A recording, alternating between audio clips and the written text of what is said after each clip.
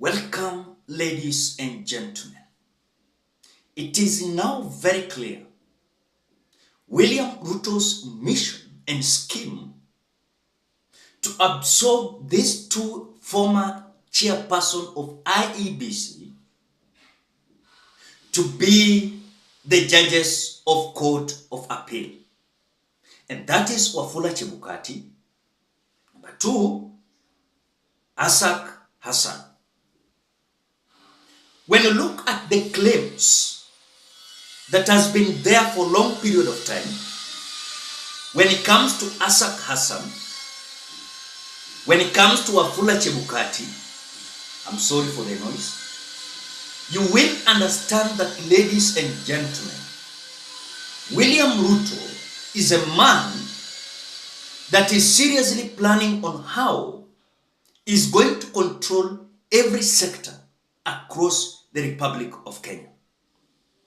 When you look at the executive, William Ruto has already captured where he is the boss of executive, and some offices under the executive cannot be independent because of William Samoei Ruto.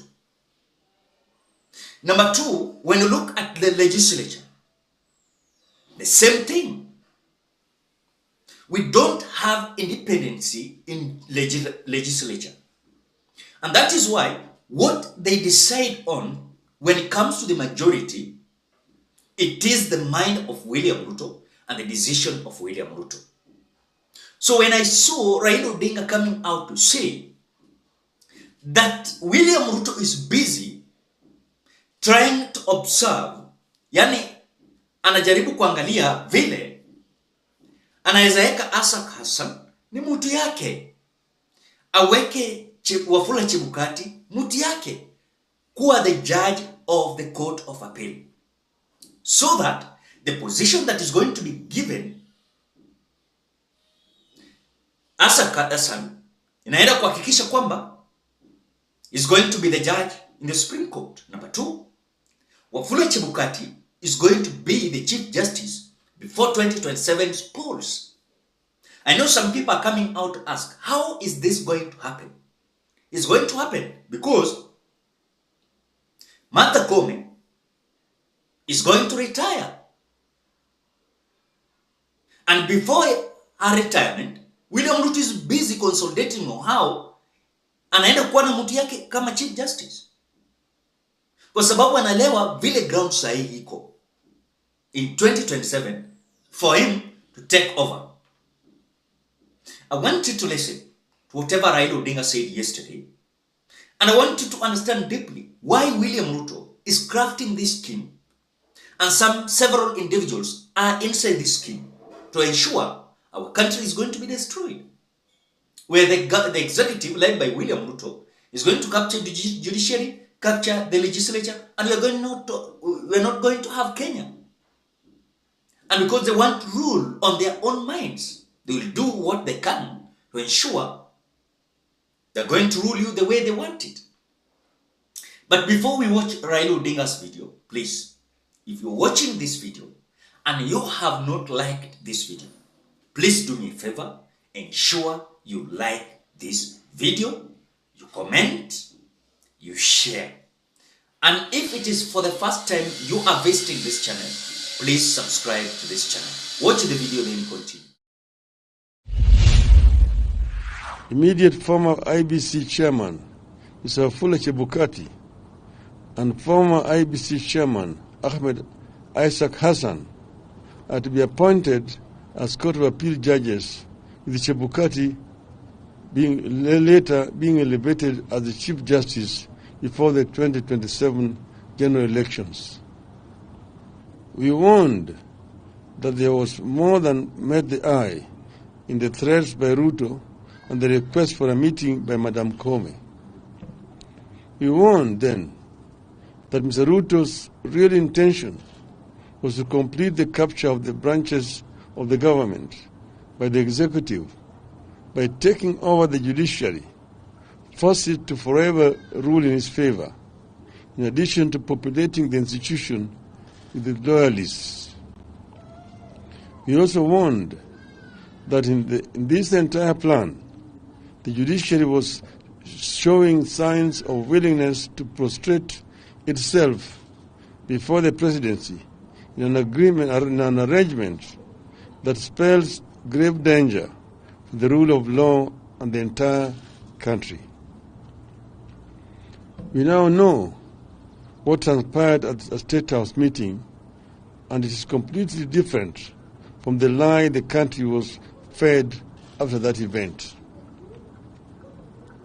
We can now confirm that there exists an elaborate plan that will allow Mr. Ruto to appoint friendly judges to the judiciary with the complete concurrence of Chief Justice Comey. This was among the issues discussed and agreed on during the ill-advised meeting between Ruto and Comey at State House. At the meeting, the Chief Justice and Mr. Ruto reached an agreement that will supposedly allow Mr. Ruto to provide additional funding to the judiciary.